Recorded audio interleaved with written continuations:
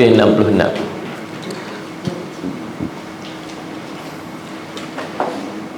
Hadis 666. Wa an Auf bin Malik radhiyallahu anhu qala sami'tu Rasulullah sallallahu alaihi wasallam yaqul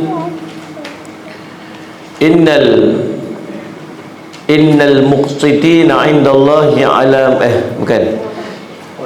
khairu athimmatikum alladhina tuhibbunahum wa yuhibbunakum wa tusalluna 'alaihim wa yusalluna 'alaikum wa shiraru a'immatikum alladhina tubghidunahum wa yubghidunakum wa tal'anunahum wa yal'anunakum. Qala qulna ya Rasulullah afala nunabiduhum qala la ma aqamu fikumus salah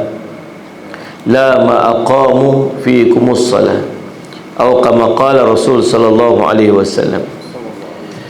Daripada Auf bin Malik radhiyallahu anhu, dia berkata,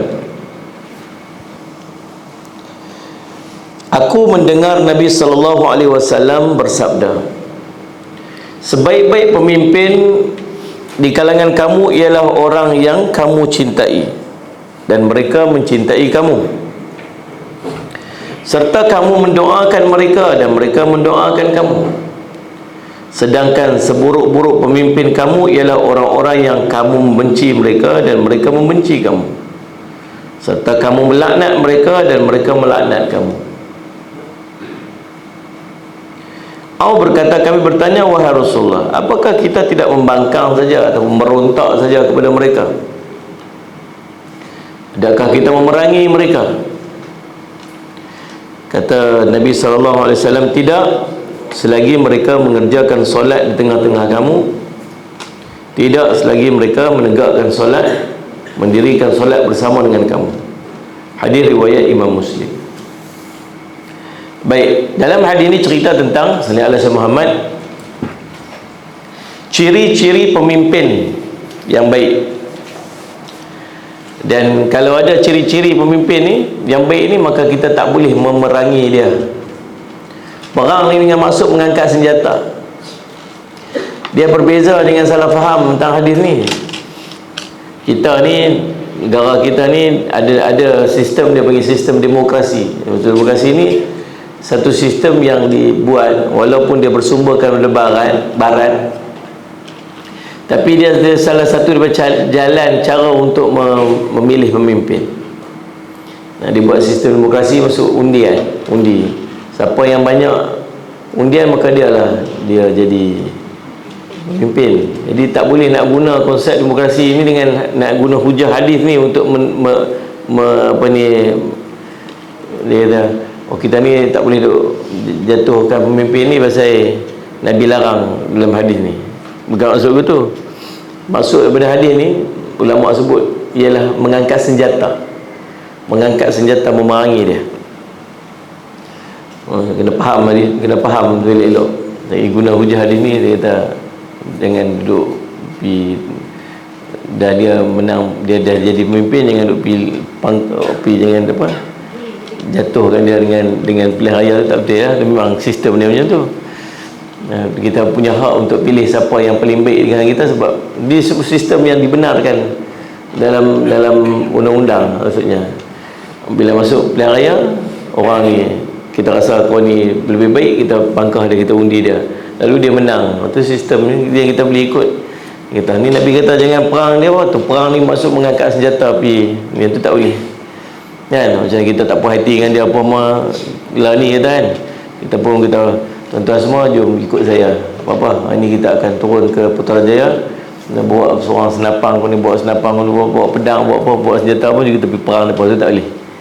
Tak dibenarkan pada syarak selagi mereka berdiri solat di kalangan kita. Baik, Allah SWT, pertamanya, sebaik-baik pemimpin di kalangan kamu ialah yang kamu cintai dan mereka mencintai kamu. Itu syarat dia.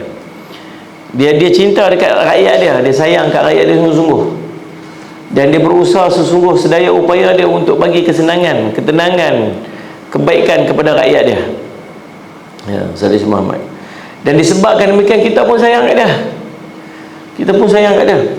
Dia mendoakan kita, Saudara Muhammad. Dan kita pun doa juga kat dia. Maksudnya sayang sungguh-sungguh tu, sampai doa, ya Allah bagilah kebaikan dekat dia, bagilah kesihatan kat dia, bagilah kekuatan kat dia. Sedangkan seburuk-buruk pemimpin pula siapa? Ialah orang yang Sallallahu Alaihi Muhammad, dia benci kat kita, kita benci kat dia. Dia pemeluat kat kita, benci sungguh. Dan dia buat segala macam untuk merosakkan, musnahkan kita. Kerana kita fikir, ada lagu tu lah, ada. Saya baru balik Syria semalam. Saya pergi 3 negara. Saya pergi ke Jordan, saya pergi ke Turki, saya pergi ke Syria. Jordan, di Jordan ada pelarian-pelarian daripada Syria yang melarikan diri, pergi duduk dalam khemah di Jordan, di sempadan Salis Muhammad, dekat Mafraq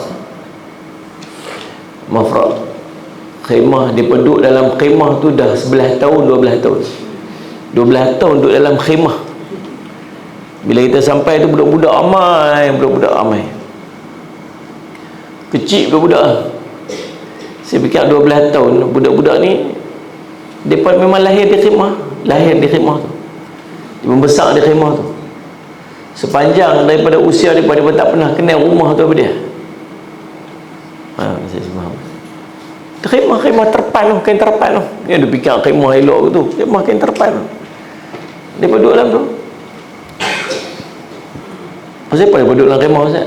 Tak boleh balik tempat dia. Yang paling sedih sekali dekat Syria sendiri. Depa khemah di Syria sendiri. Depa duduk, dia panggil pelarian dalam negara.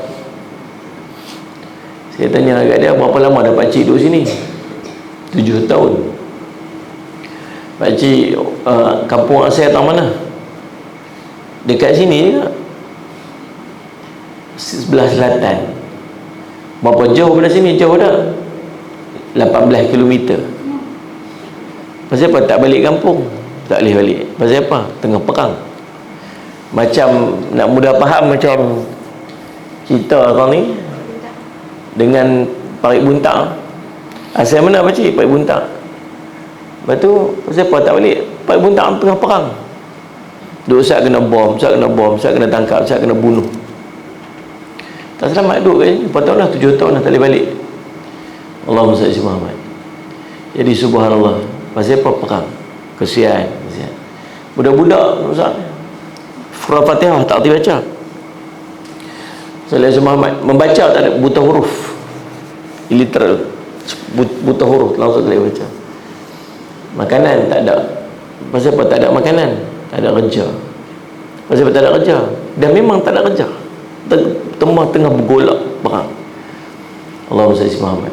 Saya jumpa seorang budak tu, umur 9 tahun, mata buta dua-dua belah.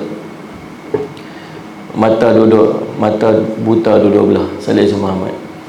Pasal apa buta? Pasal kesan daripada bom kimia. Waktu dia elok dia lahir saja, baby tu, dia pun jatuhkan bom, mak dia mati. Dia kesan pada bom tu, mata belah ni buta, belah ni tak ada, langsung tak ada mata. Sallallahu Muhammad. Kesan daripada perang. Pasal apa? Pemberontakan berlaku. Arab Spring itu. Arab Spring ni kebangkitan rakyat, kebangkitan orang-orang Arab menentang pemimpin-pemimpin. Banyak negara waktu tu. Tunisia, Mesir, Aljazair, apa ni? Rasul Muhammad, nama negara apa? Aljazair. Banyak negara lah waktu tu, negara Arab, termasuklah di Syria, kebangkitan rakyat untuk menjatuhkan pemimpin. Adalah tukang sepak tu, dibangun rakyat. Ada negara yang berjaya, Sallallahu Muhammad mengambil alih kepimpinan negara tu dengan kebangkitan tu. Sayyid Muhammad, antara dia ialah Mesir.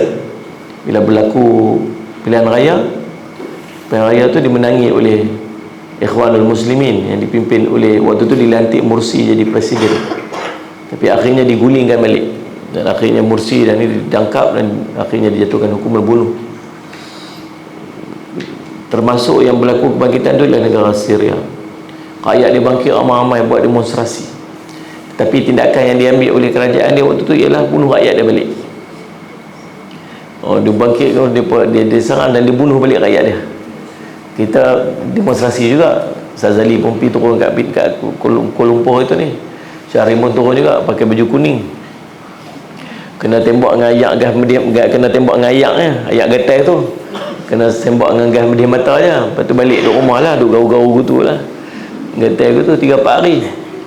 Tapi depan sana tembak dengan peluru-peluru hidup, mati, ramai yang mati. Siapa yang berontak ditangkap. Dia punya Salih Selamat sampai ke tahap SB dia duduk dalam rumah sendiri. Kita duduk dalam rumah, kita duduk makan dengan ahli keluarga kita, ada salah seorang daripada ahli keluarga kita tu ialah SB, yang kita sendiri pun tak tahu. Sampai macam tu keadaannya. Tak tahu main masuk park kena tangkap je. Siapa pun tak boleh cakap tentang kerajaan dia, tak boleh cakap pun sikit, siapa sebut sikit saat kena tangkap. Punya dahsyatnya waktu tu. Jadi semua rakyat dia bangkit memberontak, akhirnya bunuh. Dan bila diserang balik dia bila dibunuh rakyat dia sendiri, maka rakyat dia bangkit dan buat ketenteraan, dia buat tentera depan sendiri. Dia dapat supply daripada ni pun untuk serang balas. Dan peperangan tu berlaku dah 12 tahun dah. Sampai ni negara musnah, hancur. Hancur. Bila berlaku je ni, pekat-pekat ambil kesempatan lah negara minyak banyak. Negara luar mula masuk tukang provok. Dia panggil civil war. Dia peperangan peperangan saudara. 12 tahun hancur, negara hancur. Anak-anak lah ni tak reti baca. Bayangkan 10 tahun 20 tahun akan datang ni, pelapis yang akan memimpin negara, tapi dia tak reti, tak ada membaca, tak reti apa, mau hidup dalam khemah, hidup dalam khemah masing-masing. Sedih tengok baby Sayyid Muhammad tak ada susu, tak ada. Mak dia kata apa, tolong anak saya ni tak ada susu, tak ada lalat duk urung muka, kita tengok tak boleh. Kita duduk tiga nikmat kita dapat banyak. Susah. Waktu tu bila berlaku pemberontakan waktu tu memang nampak obviously Salih Muhammad orang, sebab kita faham bahawa yang betul dia ialah rakyat dia, yang betul lah rakyat dia. Waktu memang nampak macam tu, sampai ke tahap peperangan ni bukan lagi peperangan ni, sampai dia jadi peperangan akidah pasal pemimpin dia Syiah. Kita tengok macam mana rakyat dia kena dia korek lubang, letak dalam lubang sampai dekat leher. Kemudian Salih Muhammad dia kata katakan asyhadu an la ilaha illa bashar, tidak ada Tuhan yang sembah melainkan bashar. Bashar tu dia tak kata mimpin dia ambil, dia ketuk kepala dia, kejam dengan batu. Dahsyat tu. Duduk dekat sanak dekat dinding macam tu, tentera dia ambil pisau satu, cucuk kat belakang tu, tak torera tu, tak macam tu. Dahsyatnya keadaan. Yang dia buat tu siapa? Rakyat dia sendiri. Rakyat dia sendiri. Bila berlaku. Tapi sebelum sampai tahap tu, ada seorang ulama yang sangat masyhur, Syekh Sa'id Ramadan Al-Buti. Ulama ni sangat hebat, dia bukan setakat di Syria saja, di seluruh dunia. Syekh Sa'id Ramadan Al-Buti, dia mula-mula dia cenderung untuk kepada rakyat lah. Satu hari dia bercakap dalam stesen TV, dia kata bertaubatlah. Dia kata saya nak ajar, dia kata saya ni bukan seorang ulama yang hebat, saya ni ulama yang tak reti, ada lagi ulama-ulama hebat yang lain, tapi Allah telah memberi mimpi pada saya yang Syria ni akan boleh untuk menjadi kembali aman. Boleh. Apa dia syarat dia? Kita bertaubat, kita minta ampun pada Allah. Dia suruh berhenti. Rupanya Allah bagi kat dia mimpi. Dia melihat Syria jadi hancur sehancur-hancurnya.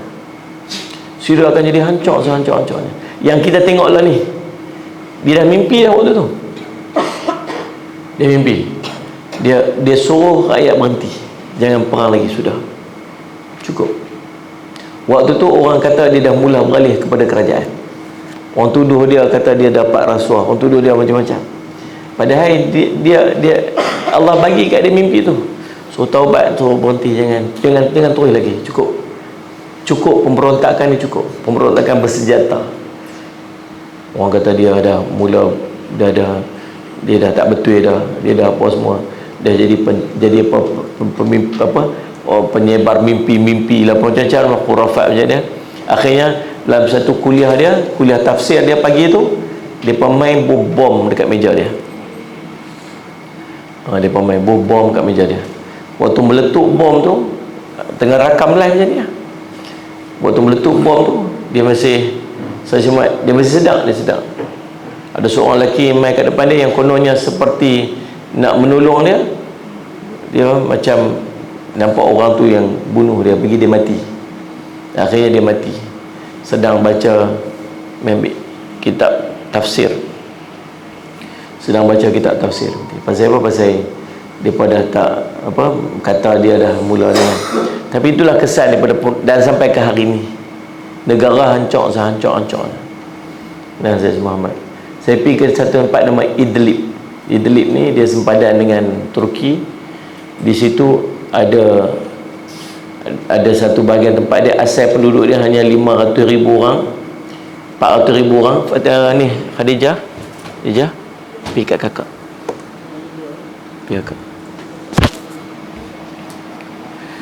lalu Sayyid Muhammad, selepas daripada peperangan, penduduk dia jadi 4 juta orang.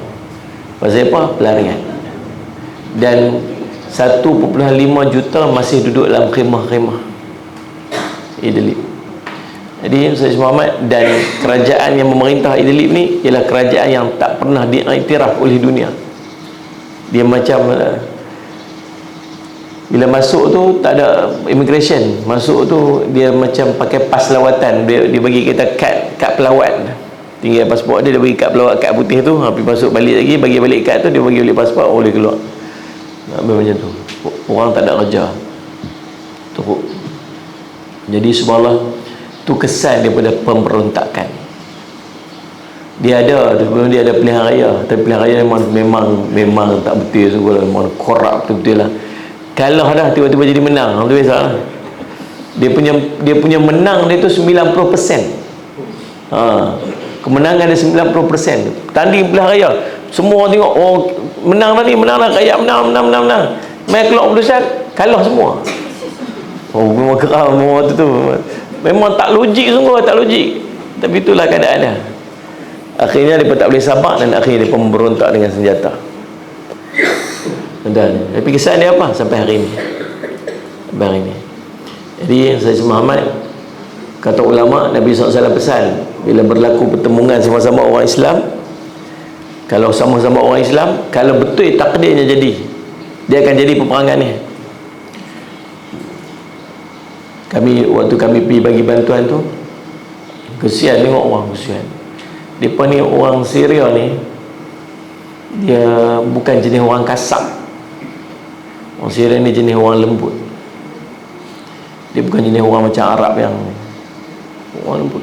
Kesian kan, dia pemuka, orang yang boleh kita bayangkan, orang yang ada cerdik sikit ni, dia muka dia lain sikit, watak dia lain sikit.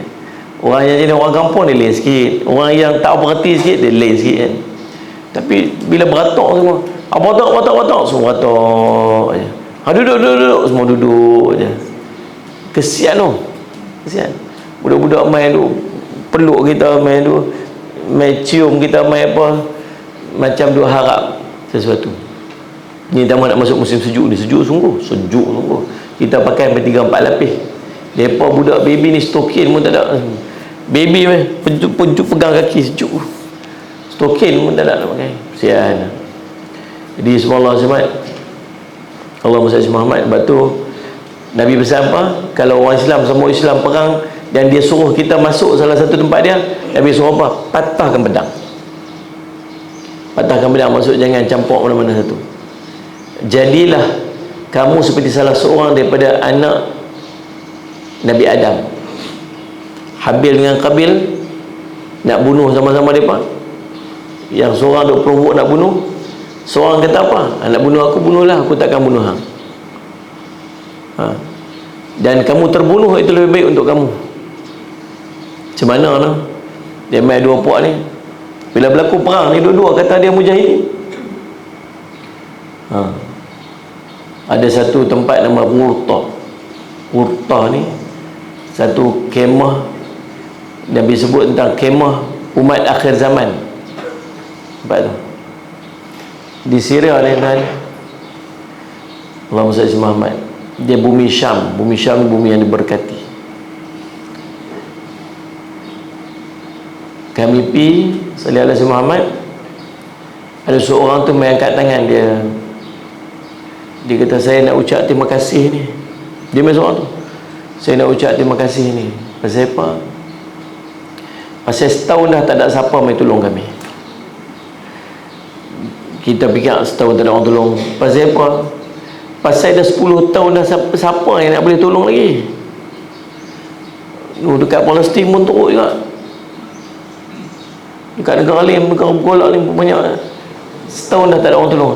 Orang pun dah tak larat nak tolong dah kalau sampai 10 tahun.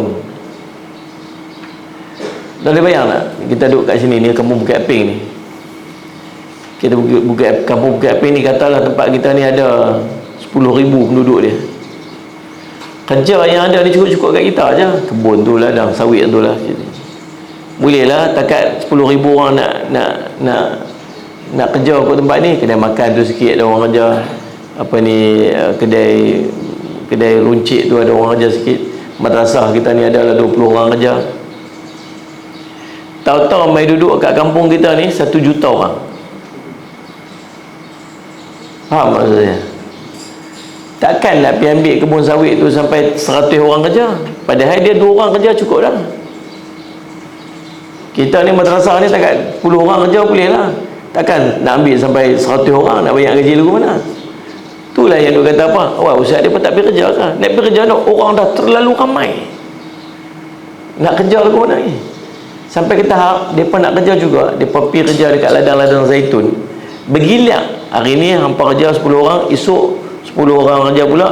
Orang yang kerja 10 ni silap-silap bulan depan pula pun dia dapat kerja sekali lagi. Sehari pergi kerja dapatlah $5. Ni kami pergi gila-gila kerja, tak ada kerja nak buat macam mana? Tu. Lepas tu ni tu dengar ni elok.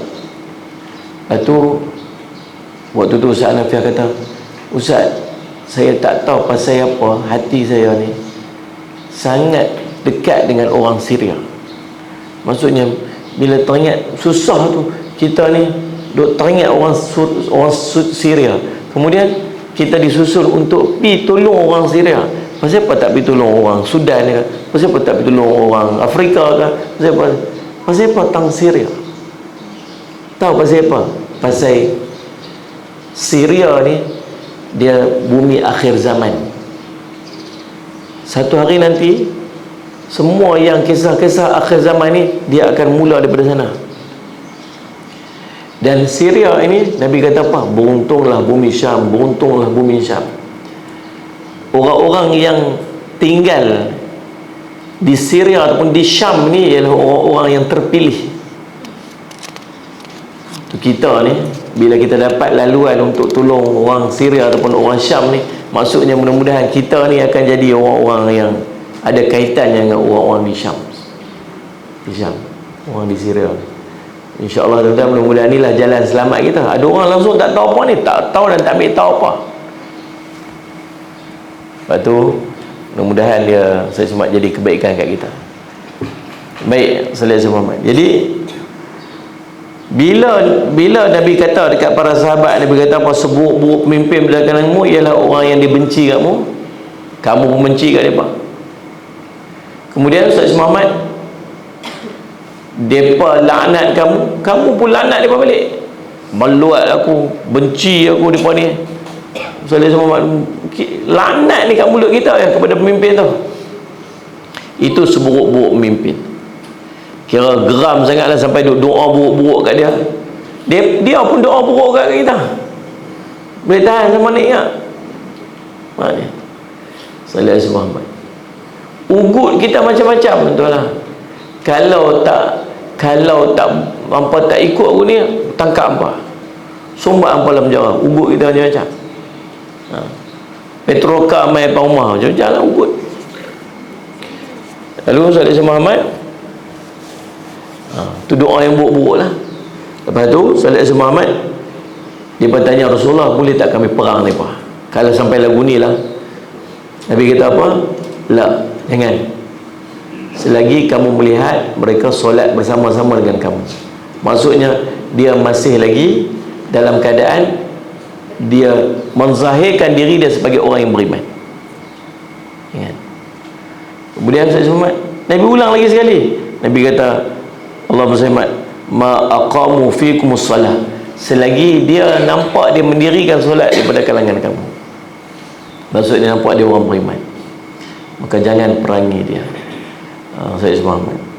Jadi dalam sebuah hadis disebutkan, tidak kecuali jika kamu telah melihatnya melakukan kekufuran yang jelas dan kamu memiliki hujah di sisi Allah. Sebuah hadis yang lain sebut, selagi kamu tak melihat, kecuali kalau kamu tengok dia dah melakukan benda kufur, dia Salih Muhammad buat apa? Buat syirik. Tuan-tuan biasa pergi dekat Turki, tahun 1924 ialah tahun kejatuhan Khalifah. 1924 itulah Khalifah yang last.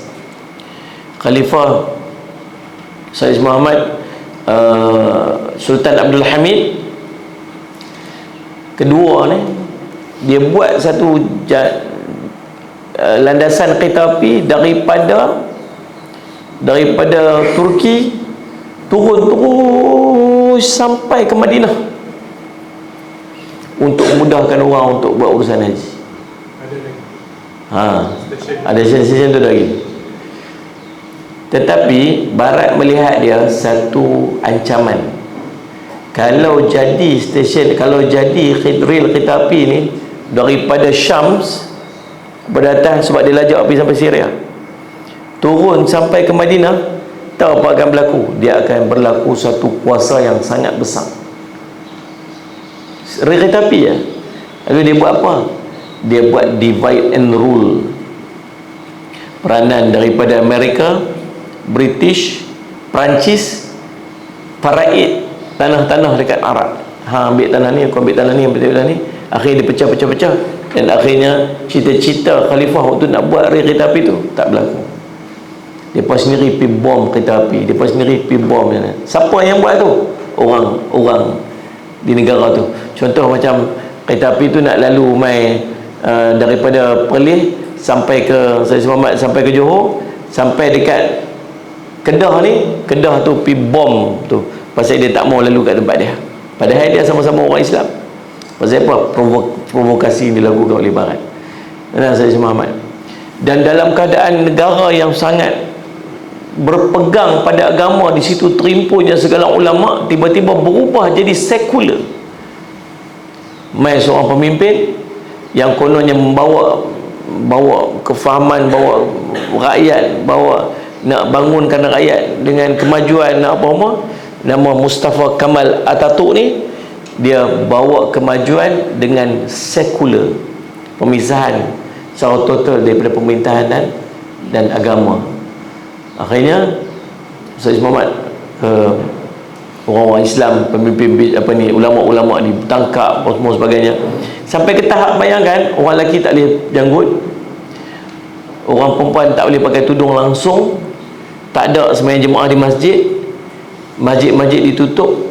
Azan, kalau nak azan juga, azan dalam bahasa Turki, tak boleh azan dalam bahasa Arab. Dia tak boleh, siapa pun tunjuk dia orang agama, dan duduk dalam sekular tu daripada tahun 1920-an sampai tahun 2000. Bayang tak? Berapa lama dia pun tak reti tengok orang pergi semayang ni, pergi mana ni, orang pergi ramai-ramai nak semayang. Tak ada ni, tak tahu ni apa benda ni, tak tahu. Budak tak tahu semayang jemaah tu apa, semayang tu apa, tak tahu. Tuan-tuan, punya sampai dahsyat itu. Padahal di negara yang penuh dengan ulama, tiba-tiba beralih. Tuan-tuan tengok, boleh faham macam mana nak memberontaknya rakyat itu. Tuan-tuan sekalian Muhammad. Jadi subhanallah, sampai masjid-masjid dijadikan muzium sebagainya lah. Jadi tuan-tuan, tu kalau macam tu nampak sangat apa yang dia buat tu nampak membawa kepada kekufuran. Waktu ni bolehlah nak bangkit. Tapi selagi dia nampak dia semayang, nampaklah dia punya jangan memerangi dia, jangan perang dia. Tapi negara kita ni negara demokrasi. Negara demokrasi, pilah pergi mundi. Kita jatuhkan pemimpin tu dengan undian tu bukan maksud kita perang dia. Wah, ni tak boleh ni, tak betul. Nabi Yusuf SAW pesan jangan perang lagi. Nampak dia mayang tak? Dia pergi mayang, tapi semayang bukan takat semayang, pergi tazkirah lagi kat masjid. Baik ni. Tapi ada orang lagi baik, tak apalah, undilah orang yang lebih baik. Tak apa, ini tak termasuk dalam hadis. Mudah-mudahan jadi manfaat. Saya mohon diri kat situ. InsyaAllah kita jumpa lagi lain masa dan ketika. Aku lupa lihada wa astaghfirullah li wa lakum. Assalamualaikum warahmatullahi wabarakatuh. Bismillahirrahmanirrahim. Alhamdulillahirabbil alamin. Wassalatu wassalamu ala rasulil amin. Sayyidina Muhammadin wa ashabihi ajmain. Allahumma faqihna fid din wa 'allimna ta'wil waj'alna min ibadika salihin wa hdina siratal mustaqim. Allahumma arina haqqa haqqan warzuqna ittiba'ah wa arina batila batilan warzuqna ijtinabah. Wa sallallahu ala sayyidina Muhammadin wa ala alihi wa sahbihi wasallam. Alhamdulillahirabbil alamin.